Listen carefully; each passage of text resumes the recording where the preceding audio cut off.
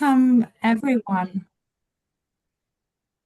Good morning, and welcome, everyone, to the last of ETI's Insights webinar series of the year. I'm very happy to be able to finish off what I think has been a quite successful round of webinars this year.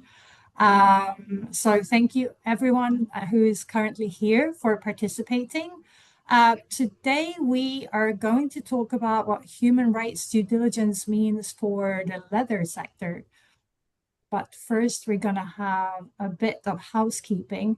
As you might have heard, this session is being recorded and is also a public webinar. So we are not using Chatham House rules this time. So things that you say might be quoted.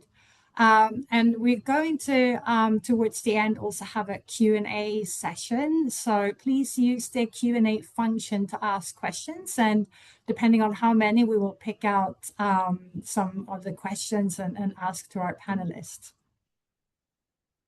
So for you, oh, sorry. So the webinar agenda. So after this quick welcome, we're also going to have a short Menti just to set the stage for our discussion. And then I'm going to provide a brief overview of the guidance that we have just launched together with Rick Lambell, who is the founder and CEO for Beyond, who've been working very closely with. This will be followed with an introduction to a panel and then the Q&A discussion. So a bit of just an overview of ETI for all of you who are new to the Ethical Trading Initiative. We're an organization that was founded in 1998, and we're the owner of the ETI Base Code, which has 9 internationally recognized codes of labor practice, which I hope most of you have heard of.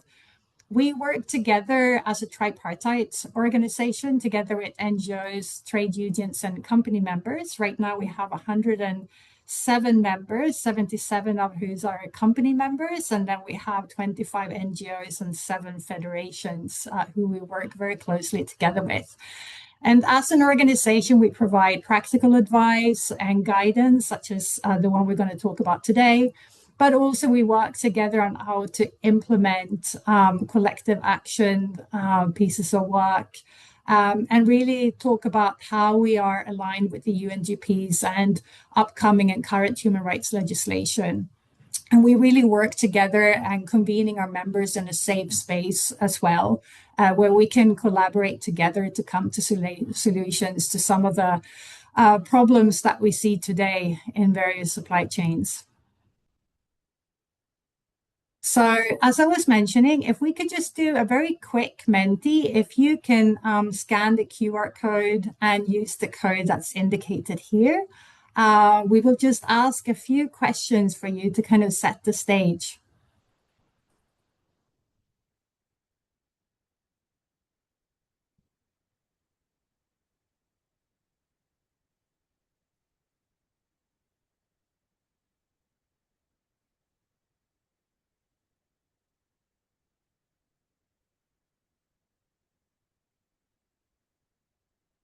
So let's see how many we have participating and whether we get some response. So it's a bit varied.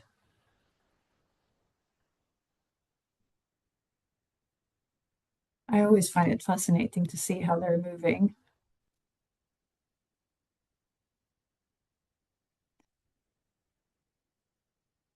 So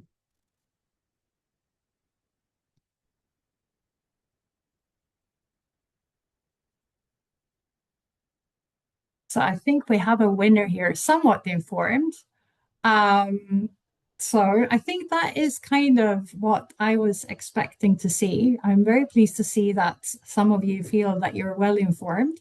But obviously, this session kind of shows that it's needed to discuss about the leather supply chain, considering that, yes, we have a few that feels that they're somewhat informed and a few that feels that they're not informed. I'm going to ask EPEC, how long are we going to leave this for? We're going to have a few more answers. So should we move to the next one? But I think that was really interesting to kick off. So have you done the leather supply chain mapping?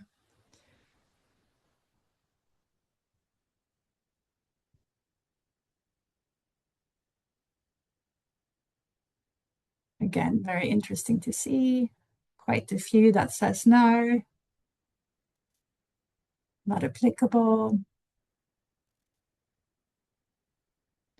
So with this, we will also leave, I believe, in the chat the link to a very good resource that the Leather Working Group has published, which is a tool to help doing a leather supply chain mapping. So my colleagues will leave that in the chat as well.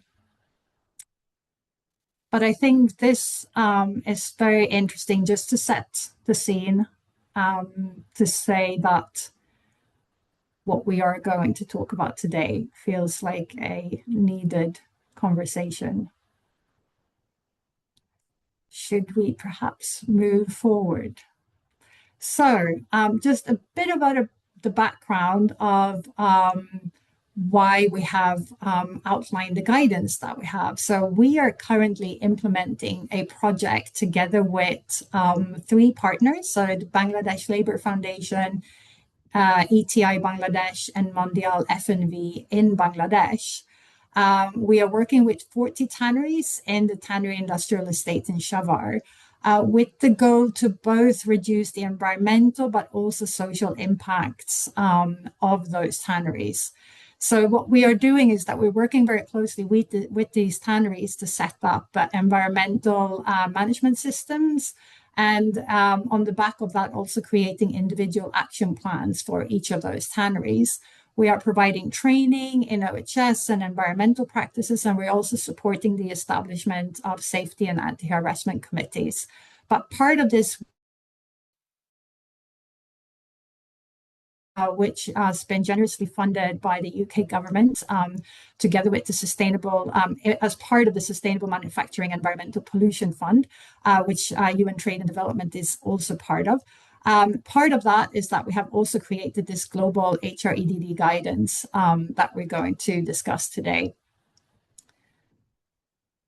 So why we have outlined this guidance is basically that we identified some gaps, that we have seen that there's been quite a lot of focus on the environmental efforts within the sector. Also, because obviously the huge necessity and the importance of that, and also because of upcoming legislation. But we've seen less focus on the human rights risks. So we saw a gap in that. We also know that obviously there will be upcoming legislation around that, like CSDDD, even though we will see when that will come into effect. And we've also noticed that many brands seems to lack a clear starting point of where to begin when it comes to leather-specific human rights due diligence. And we also know that whereas certification is obviously great and should be there, when it comes to human rights risk, certification is not alone, but you really need to take risk-based action and collective efforts. So we hope that this guidance would provide some support around that. So if we go to the next slide, the aim of the guidance is really to provide a starting point for brands. So the guidance is written for both brands new to the sector, and so that really requires a starting point, but also to brands that are more developed in their journey. And it's basically about building awareness of the risks and also good and better practice on how to go about the due diligence, and to help companies really understand the unique risks associated with leather manufacturing throughout the whole supply chain. So also talking about not only the manufacturing, the tannery stage, but also animal slaughter and livestock production.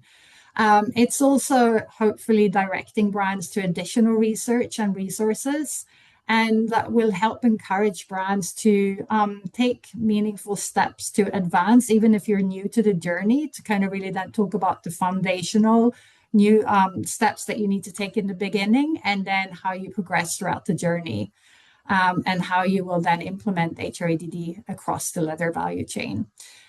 So with this, I will hand over to Rick Lambell, who I've had the fortune to work very closely with as we have been outlining this guidance as part of the project. He has been the lead consultant working on the guidance, and he will now talk a little bit about the key findings and how he went about outlining the document. So over to you, Rick, and it's great to have you with us. Thanks, Sarah. Hi, everyone. Yeah, so I guess, just to set the scene, I'll just discuss the methodology briefly, the background to the guide. So there's sort of four key steps to this, and the first one was really just to, conduct consultations with, experts in the leather industry worldwide. So we conducted 18 consultations, a mix of brands and other sector stakeholders, NGOs, obviously industry bodies, Leather Working Group joining us today, as well as some major leather manufacturers as well. So our aim was really to build up, a comprehensive understanding of due diligence practices across the global leather supply chain. That work was supplemented by a comprehensive literature review, and we're looking at, risks and actions and industry trends across all tiers of the supply chain, from obviously leather manufacturing to to slaughter and down to livestock production as well. Obviously, the leather supply chain is quite deep and complex, so we need to go quite broad with that review. And then we assessed the public disclosures of 20 leading brands and retailers who are retailing leather products, and we assessed them against the OECD RBC six-step due diligence guidance. So really trying to just form a picture of current practice, gaps and opportunities for improvement across the industry. Next slide, please. So the structure of the guidance for those that haven't had a chance to look yet. So there's five broad sections. As Sarah sort of highlighted, we start off with a section on, getting started. So foundational actions really for, brands and retailers who are, really new to the leather sector and looking to start first steps. From there, we've got quite a comprehensive chapter looking at, mapping the supply chain and traceability. Obviously, tracing the supply chain is a critical first step to effective due diligence. And just due to the complexity of the leather supply chain, the fragmented nature, it's a particularly, strong challenge for this industry. So we want to sort of open that up and understand the sort of the roadblocks and ways brands are sort of moving past that. The rest of the guidance really breaks out the different tiers of the leather supply chain. So we look at due diligence in leather manufacturing, and then animal slaughter and livestock production. And we kind of wanted to look, to helicopter view. We're sort of looking high level of what the key human rights, environmental risks are, what current brand practices are, and then finishing up from that to look at what good and better practice actions might look like for industry stakeholders trying to move due diligence forward. Next slide, please. So a quick snapshot of the leather industry, just, conscious for some who are just new to the industry and haven't spent much time looking at the structure, but cattle, sheep, goat, and pigs are the primary sources of leather in the industry. They were the focus of our guidance. There are exotic leathers as well, but we didn't cover those. They have some unique characteristics. Top exporters of tan crusted hides, you can see there: Brazil, USA, Italy, Argentina, China. Finished good producers on the right there. We didn't focus on tier one manufacturing in the guidance, but nonetheless, it's helpful just to understand who the key players are there. Along with the countries mentioned there, you do have countries such as India, which are, have major tanning operations, as well as very, very significant finished leather goods manufacturing as well. Next slide, please. So the leather supply chain, salient human rights risks. And so today we're primarily going to talk a bit about, leather manufacturing and human rights risks at that level. The top 7 that we found from our research, and this is based on, I guess, the volume of literature we found, reports, media, and so on. Occupational health and safety, probably no surprise. I think tanneries, like many large, manufacturing, heavy machinery, significant uses of chemicals and so on, can be significant risks, obviously, if not managed effectively. And then, various other human rights risks, low wages, child labor, forced labor, freedom of association, and so on. Of course, they vary in severity and likelihood by country. So in the guidance, of course, and in line with OECD guidance, we encourage brands to go deeper and, assess country level risks, but obviously at a facility level and engaging stakeholders as well. But we did find that, across that literature, there were some, human rights hotspot countries. So Bangladesh, India, Pakistan, China, and Brazil, all significant leather producers came up consistently in the literature having particular human rights challenges. Next slide, please. So in terms of current practices, as I mentioned, we assessed current brands in the industry and just looked at the key sort of trends. So in terms of policies, what we found was that in terms of human rights, only a third of brands explicitly extend human rights policies codes to tier two tanneries, tier two or tanneries at the moment. Furthermore, we found that there are very few human rights related targets for tanneries. So this contrasted quite, I guess, sharply to environment. So chemicals management, for example, we saw more explicit requirements integrated with company policies. And of course, many brands who are members of Leather Working Group have set public commitments to encourage tanneries to move from, bronze to silver to gold and so on. So just in general, we found there was less integration of human rights considerations into policy at this point. That then really flowed into the identification of risks. So social compliance approaches we found, more or less mirrored tier one factories in garment footwear industry, but the coverage was a lot more inconsistent. So similarly to policies, we found that only about a third of the brands that we studied publicly talk about audits and compliance with tanneries. Beyond that, beyond audits, initiatives, brand-driven initiatives that focus on social dialogue, worker voice, gender-sensitive approaches are very rare. So we haven't really seen, approaches that becoming increasingly common with tier one in the garment industry and footwear. We haven't seen that cascade so much to the leather industry to date. It's not to say that there aren't social dialogue initiatives. There are some great initiatives we saw, in Europe, for example, across the leather industry. It's just that brands are not sort of actively engaged or involved in those initiatives at this time, based on our research. Next slide, please. So building on that, addressing impacts for brands that are currently using social compliance audits. Similar to tier one factories, there's corrective action plans, and sometimes we're seeing evidence of capacity building support to tannery partners as well. But again, in terms of partnerships, looking at systemic human rights risks, whether that's OH&S, living wage, gender inequality, and so on, they're uncommon, rare at the moment, as I mentioned. And I think what we highlight in the guidance is just there are some great examples, and we have Bangladesh Labour Foundation on the call today. Some great donor-driven industry-led initiatives at a national level. I think that brands can look at if they'd like to engage more deeply in the future. And the final point, just about what we learned, was just around communication of impact. So we're not really seeing brands disaggregate data in terms of human rights metrics and outcomes from tier one, tier two at the moment. And with tanneries, there's a few leading examples we came across, but they're still quite rare. So of course, what that means is it's hard to assess the effectiveness of current due diligence practices in relation to human rights. Next slide, please.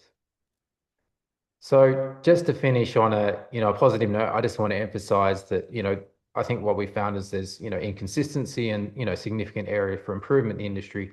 Nonetheless, there was some great practice, leading practice we saw as well. So I encourage everyone to have a look in the guide. We have quite a detailed case study of Adidas, and Adidas will kindly offered us their detail and time to build that case study. But just to summarize Adidas approach, they've got an overarching human rights framework, considers the full value chain. So tanneries and other tiers of the supply chain as well are considered in scope. Clearly following, risk-based due diligence, considering, the volume of their business, risks at a country level, facility level, and so on. And that extends to, their approach to tanneries. They have a consistent approach in terms of their human rights standards. So social compliance approach, training and development applied at tier one, extend down to the tanneries that are in scope. And then finally, for Adidas, they're starting to look further upstream. So they've recently published a biodiversity ecosystem policy, which acknowledges and addresses impacts on local communities and Indigenous populations as well. And finally, just Adidas are really quite clear in their case study that partnerships are critical at every level of the supply chain, and they're looking to build on their learning as they go deeper in the supply chain and look at partners to strengthen respect for human rights. Okay, so from there I'll stop. I'll pass back to Sarah. Great. Thank you so much, Rick. That provided a very good overview, I believe, of the guidance. And if you have any specific questions to the guidance, as I mentioned before, we do have the Q&A session. Now we're going to head over to our panel discussion. And to start out, we have Camille Mori, who is the Chief Sustainability Officer at Primasia. Primasia is one of the largest leather manufacturers, and she will talk a little bit about the work that they're doing on social responsibilities in their work, just to set the stage for the continued conversation. Camille is based in the US, so given the time difference and that it's 5 o'clock, I think, in the morning where she is, we have done a pre-recorded talk from Camille, so we will be showing that now. Well, hi, everyone. I appreciate the opportunity to speak about human rights due diligence in the leather sector. It's an area where expectations continue to rise and where meaningful leadership and it requires both rigor and transparency. My name is Camille Mori. I'm the Chief Sustainability Officer at Primasia Leather. Primasia is one of the world's largest manufacturers of lifestyle and sports-inspired leathers. We operate 2 major facilities in China and Vietnam with a combined monthly capacity of over 12 million square feet. And we employ over 3,000 people around the world. So our scale positions us as a global leader, and that leadership comes with a responsibility to set benchmarks for responsible manufacturing. And it's a task that we're happy to step up to. So as CSO, I oversee our sustainability strategy. Our strategy is anchored in 4 key pillars. So this includes operational excellence, circularity, climate action, and social impact. Under these pillars, we maintain time-bound measurable targets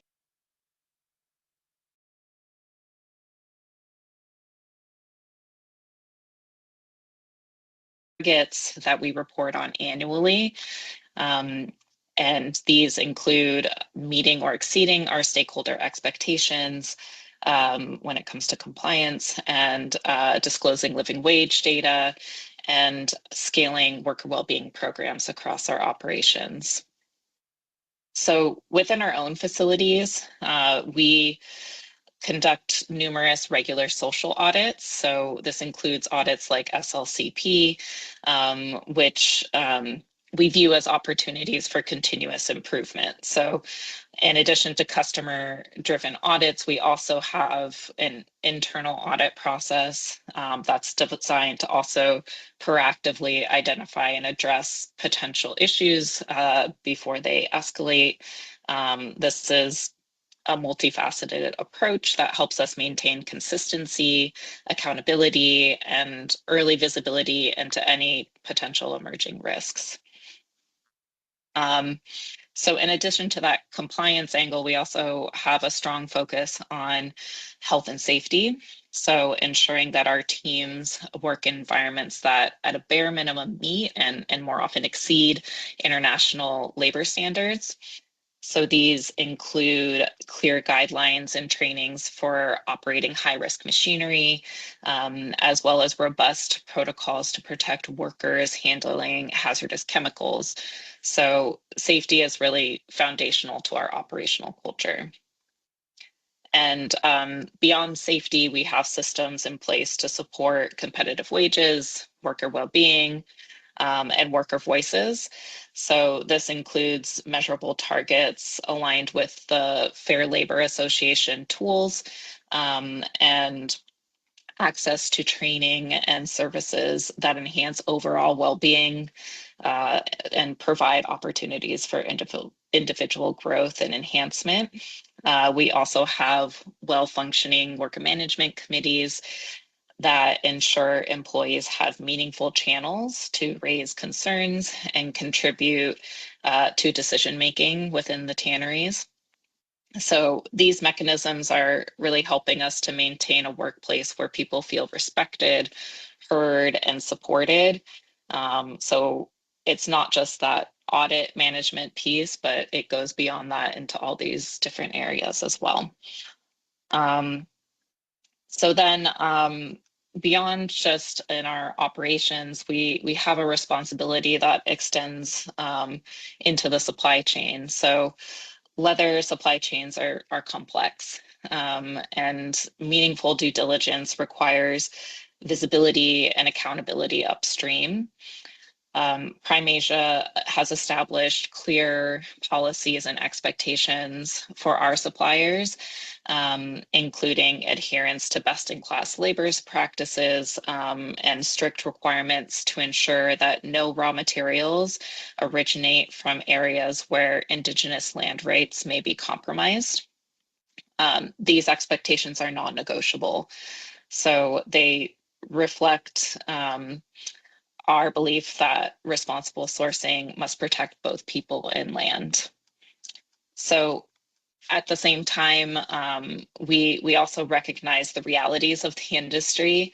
Upstream verification, particularly at a birth farm level, remains a challenge. Traceability systems are improving, but there are still gaps that persist. So regulatory environments also vary significantly in the regions that we operate.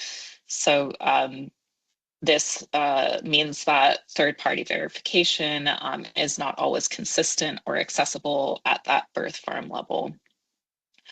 These are systemic issues that, as much as we try, no single company, even of our size, can resolve alone.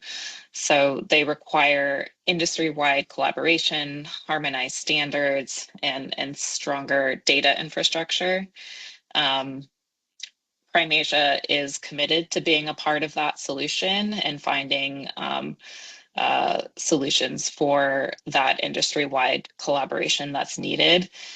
We actively participate in industry working groups, engage suppliers in continuous improvement, and advocate for frameworks that support credible, scalable due diligence.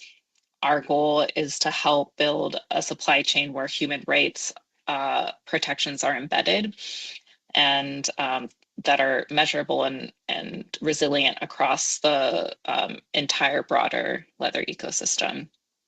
So not just within our own operations.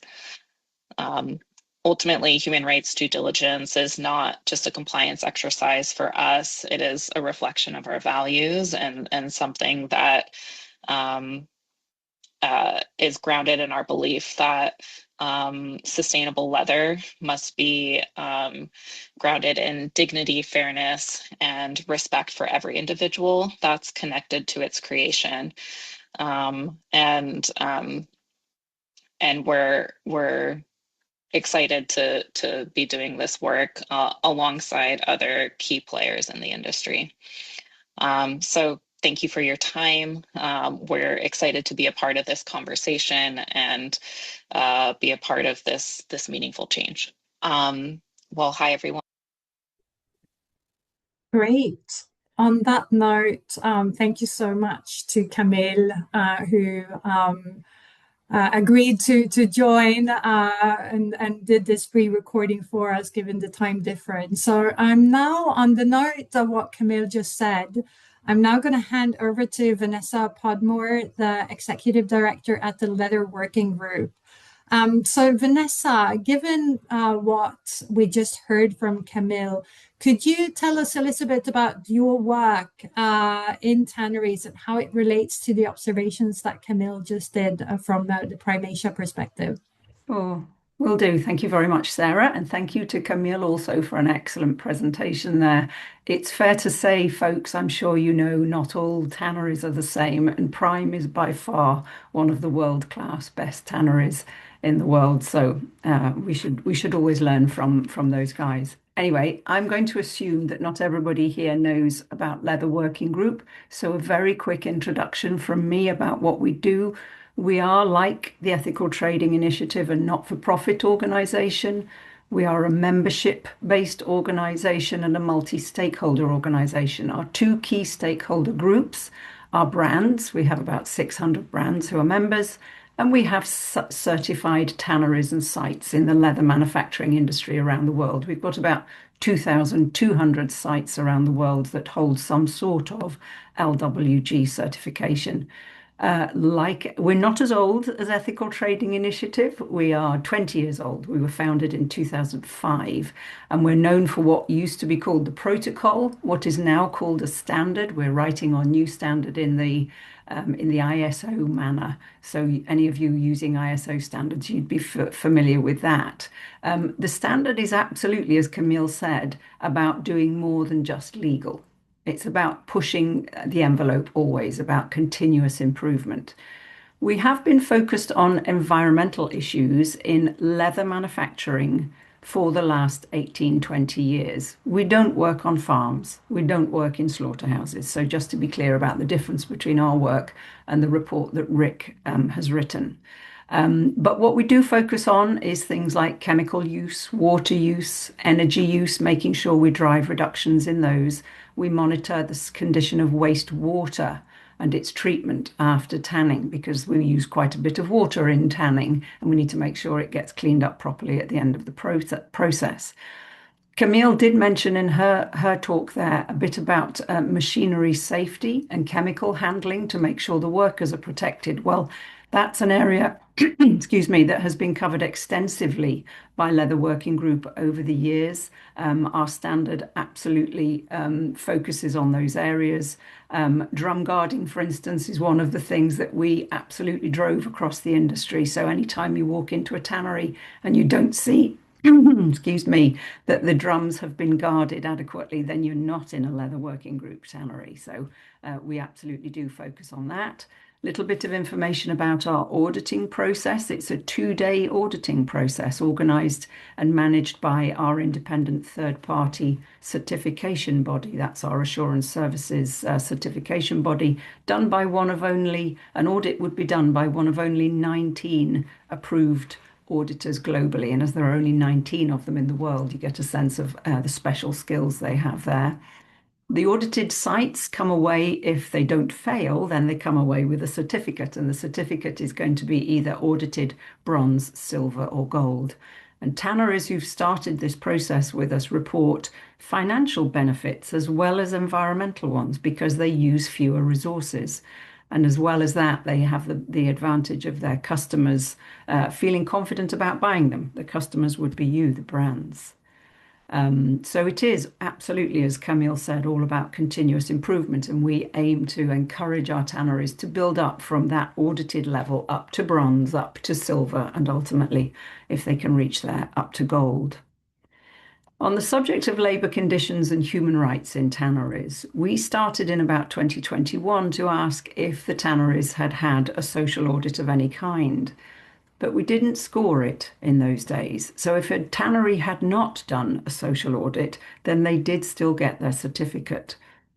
However, what we did discover that was that by simply asking the question, it has driven an increase in the number of tannery sites that we work in around the world who have started to address some of these issues. However, the big change for us is that in our new standard, which is going to be published mid next year, mid 2026, we will be including a scored social and labour conditions requirement, so that in order to get certification, tanneries will have to have done something. Now we're going through a public consultation process because I said at the start we're doing our new standard a bit like an ISO, so it is being publicly consulted, and you would find on our website, if you went there now and you looked under our standards development program, you'd find the public consultation link to have a look at what we've drafted for our social and labour requirements. And that includes things like having policies aligned to ILO fundamental principles, about perhaps doing a social audit of some sort, or a brand audit, or the social and labour convergence programme assessment. That was another thing Camille mentioned there, or participating in some sort of recognised capacity building. They're going to have to provide annual training to management and workers and have a confidential grievance mechanism. This, as I said, is all in our consulting area. So please take a look if you're interested to see where we're going. Just to be clear, we are not writing another social audit standard. That would make no sense at all. We are not the experts in that. Ethical Trading Initiative are. We are experts in leather making and environmental issues around tanning and the leather supply chains and other issues. So what we do want to do is acknowledge other best practice, learn from other experts. For example, the ETI, you won't be surprised to hear that's why I'm here, because it would make sense, wouldn't it, for us to bring our leather expertise and join together with the Ethical Trading Initiative using their expertise. So there's a conversation to be had there. One final point, I know I'm running out of time, so I'll be as quick as I can. One final point, and this was one that Camille did just touch on. On the subject of brands knowing what's going on in their supply chains, when you read Rick's report, you may decide you want to go away and do some investigating into your supply chains, and you will, as Camille pointed out, come to areas of your upstream supply chain that are impossible for you as a brand to work on alone. If you're interested in tracing the origin of hides back to birth farm to avoid deforestation, for example, then that's a huge systemic sector-wide issue. And it's an issue that we at Leather Working Group are taking very seriously. We have a big program of work underway on that. So do reach out to us to learn more if you wish to. You'd find that on our website. That's it, Sarah. Will that do? Lovely. Thank you so much, Vanessa. And it's great to hear about the deadline as well for the public consultation. And I'm also very excited about continuing our collaboration as we move forward. So thank you so much, obviously, for joining us today and taking your time. And Vanessa will obviously also be here for the Q&A. So if you have any questions in regards to what Vanessa just was saying, please put that in the Q&A box.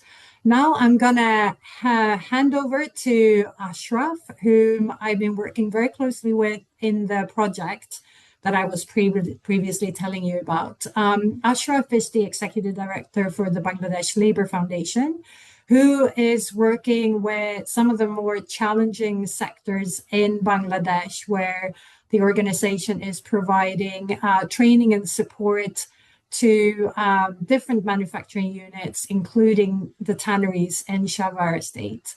So part of our project, you've been providing training, for example, on OHS and environmental management, but also on worker representation, etc.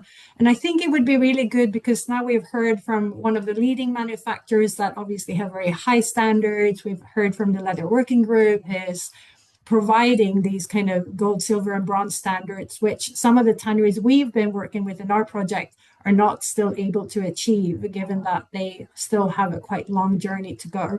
But could you tell us a little bit about what you've seen as an effect of the training that we have still provided, that you and your team has provided in these tanneries, and a bit about your work? Thank you, Sarah. Thank you, everyone. It's very good to be here with different experts and knowledgeable personnel all over the world, especially Vanessa and Rick and Primatius. Yeah, I met Rick where he was here. Yeah, you said definitely, you said correctly that we are working here in very low compliant enterprises, especially in the tannery industrial estate in Dhaka. And our approach is in a multi-way approach. While we working in the enterprises like this is a poor compliant and non-compliant factories, like we work from the bottoms. We saw that worker knowledge and awareness levels is very poor. And then we provided awareness sessions and trainings to the workers. And then we actually brought ourselves to the mid-level managements.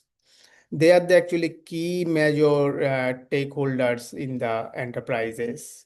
So we saw that they are actually poorly knowledgeable and lack of industrial knowledge in respect to the compliances, both in social and environmental. And you know that tannery is one of the largest polluter of the environment when you see lots of chemicals are used in there.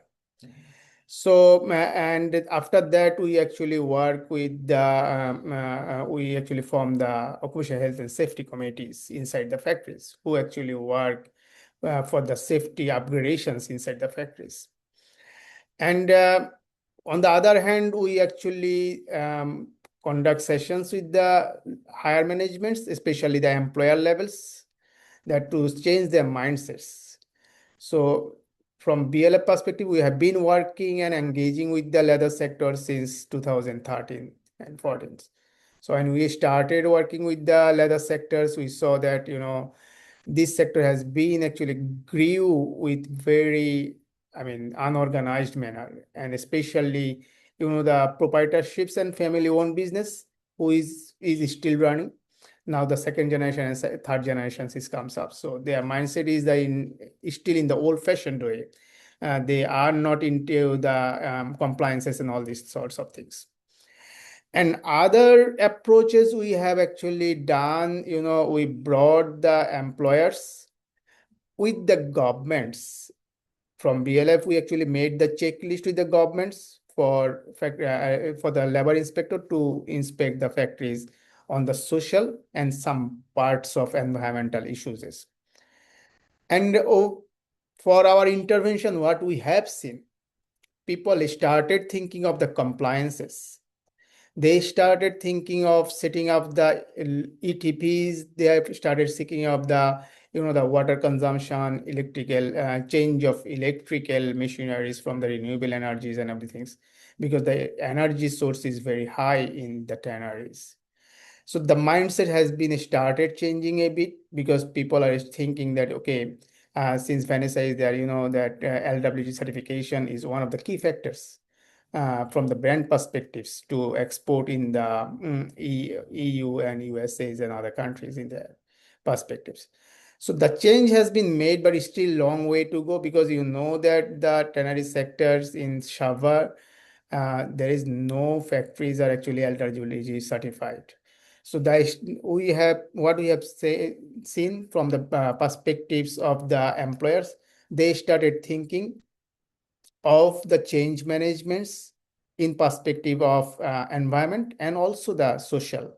Since we work with the workers' perspectives, we actually emphasize on the social factor more, and also a pieces of the environmental perspectives. And we actually provide hands-on training to the management personnels and also the workers, so that they can actually record all the records of the again, another perspective is that we actually work on the gender-based violences. So this is another very good initiatives being taken by ETI and BLA perspectives. So I think there is lots of changes what we have made, but it's still a long way to go. Thank you. Thank you, Sarah. Over to you.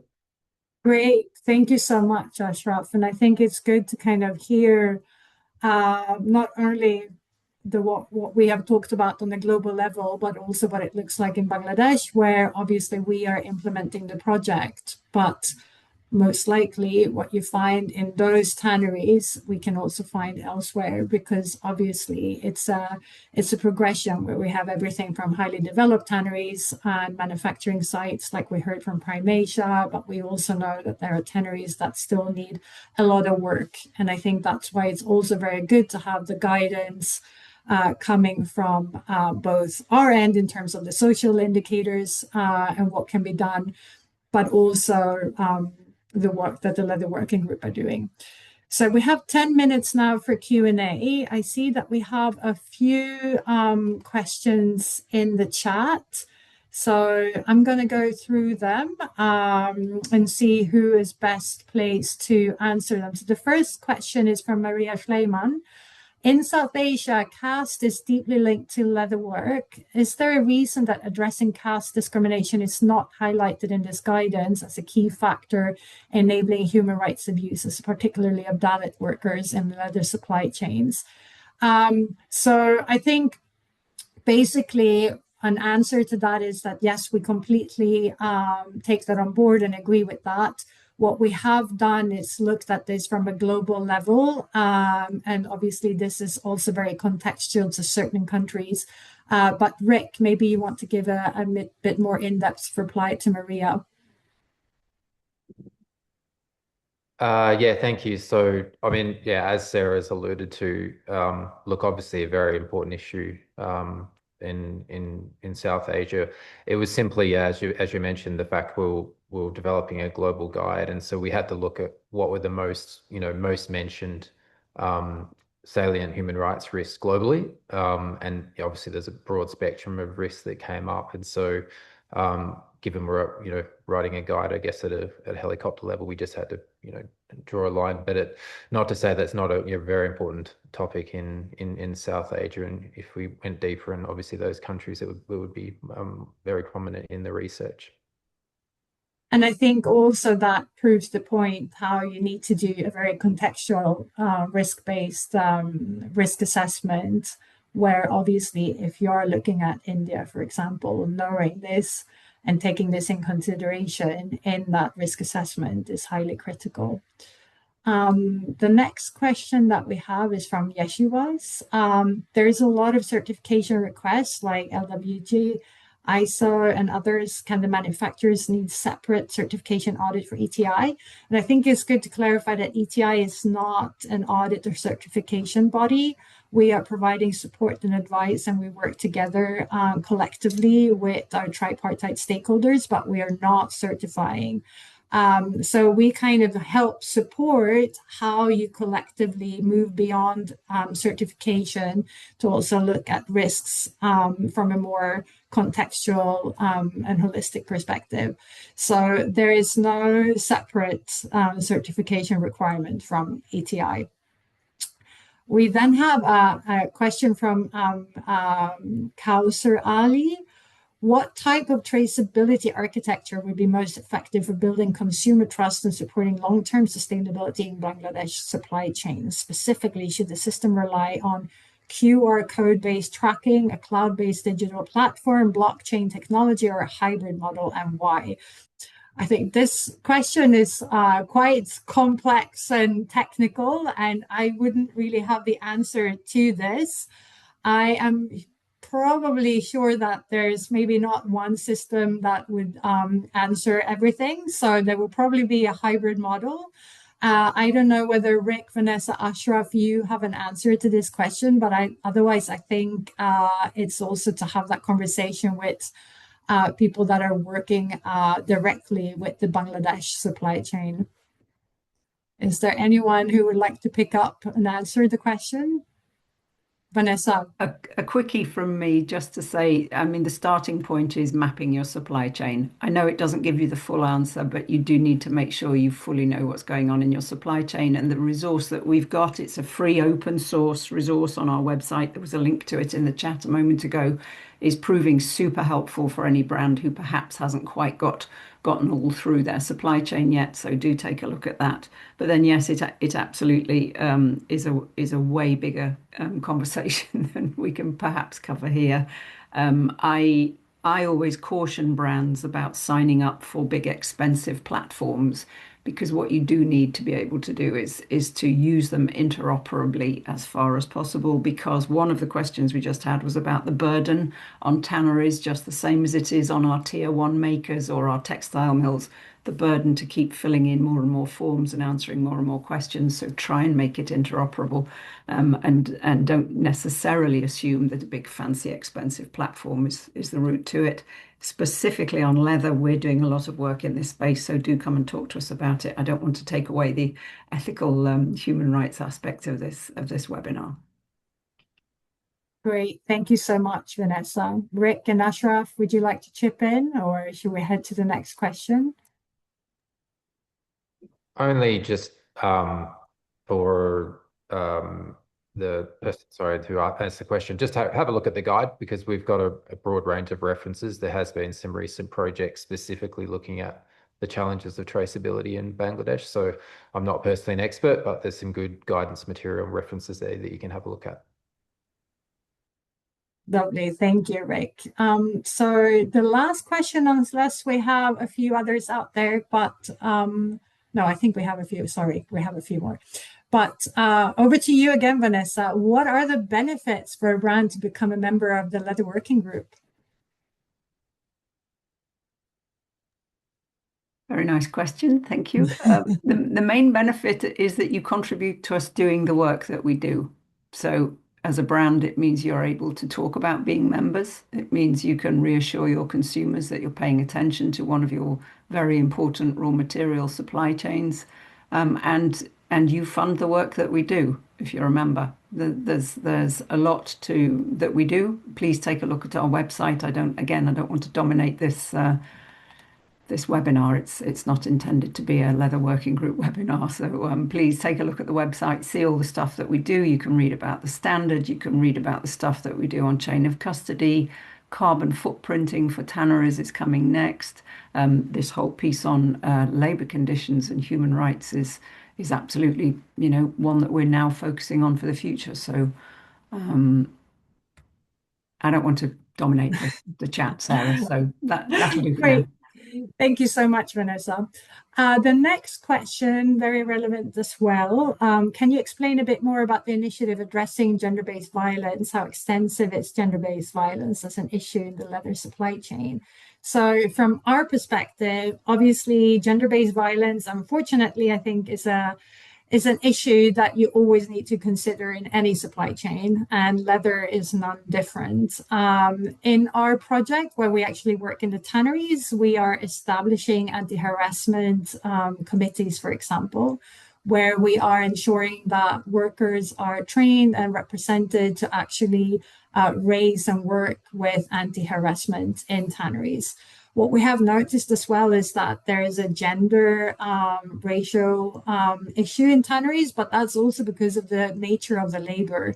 And, it's quite heavy work as well, but we also have some tanneries that are also having many women workers as well. So it's, again, something that needs to be contextualized and always looked at, as in any due diligence initiative. And we have also included in the guidance a text box on how to specifically ensure that gender is something that you mainstream and focus into your due diligence. So I don't know whether Ashraf or anyone else would like to chip in on that. No? But very relevant question as always, and something that needs to be very much at the forefront, and something that we at ETI is working quite hard at highlighting in every sector that we work in. So Peter Williams has a question. I think the question is directed to Ashraf. Consultation with rights holders is central to due diligence. Are there trade unions in the leather supply chain in Bangladesh? Ashraf, you're definitely the right person. It's very relevant questions, actually. The worker rights and worker representations perspective is always important for the due diligence perspectives. But unfortunately, the leather supply chain, as mentioned earlier, is very complex. And it's very informal in the context of Bangladesh. And there is no trade union existence, or there is no workers' voice exist at this moment from the supply chains. And also the strengths of the mainstreams is also very narrow. So, I mean, but it is very important. It is also very important the transparency and accountability of the brands who are actually sourcing from Bangladesh to ensure the due diligence and worker rights here in Bangladesh and globally, actually. So, what happened to the Bangladesh RMG and its supply chains, not only supply chains, actually in Bangladesh RMG tier one sites, is most of the things happens from the brand accountability and consumers accountability as well. So this is also very important for Bangladesh that, inclusions of the workers' voice and worker representations in the due diligence process. Great. Thank you, Ashraf. So, unless we have any other questions, maybe we should just head over to the last slides that we have, because we're actually just on time, I believe, which is great. So just wanted to recap a bit about the key messages that's come out from this conversation and the presentation that we've heard. And I think, first of all, just to kind of emphasize the need for collaboration. I think that's something that we've heard from every speaker on the panel, and that because of the complexity of the supply chain, and that is actually ranging from livestock to animal maintenance, welfare, slaughter, and then to the tanneries, collaboration among all of the stakeholders across these supply chains is needed. So I think moving forward, that's something that we will be working on together. And as we were hearing before, for example, the Leather Working Group and ETI, we are currently discussing how we can further work together as we move forward at looking at the social requirements, for example. Obviously, as with any HRDD, rights-based policies and commitments are needed, but also, and I think Vanessa has highlighted this very much in her conversation today, the importance of first knowing your supply chain and really map it out. And again, I would highlight the tool that's available to do that. And we saw from the Menti that many of you are still to embark on that journey. So really to understand the supply chain, because that's the starting point. And once that's done, that's when, engaging suppliers and rights holders and knowing the supply chain better will basically be the starting point for that ongoing collaboration. And it will also help prioritizing the risks that you have. And also something that we're mentioning in the guidance and that we haven't talked about that much in this session, but using responsible purchasing practices to drive improvements as well. And in our guidance, we have inserted a little box about that as a starting point, and there's other resources around responsible purchasing practices out there as well. So with that, I think we have our final slide. We're ending our last insights. Oh, of course, sorry. I forgot about this important slide. This is the QR code to where you can actually access the guidance. So please do so. And if you have any comments or questions, there will also be my email address towards the last on the last slide. So do please access the guidance that we've talked about today. There's both a summary version and then the longer version.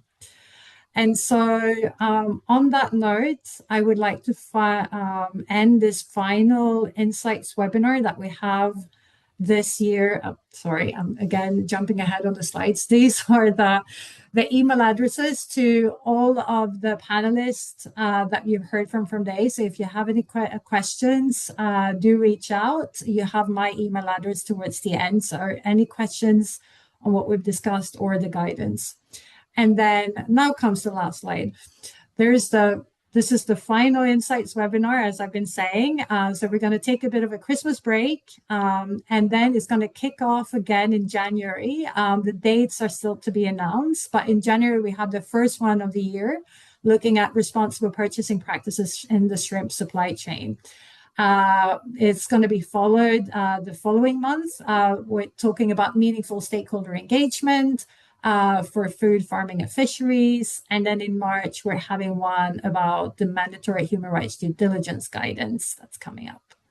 So thank you all so much for joining us today. We're right on time. It's been a pleasure having you all, and I hope you will have a really restful holiday coming up as well. So thank you all, and I hope to see you soon. Bye-bye.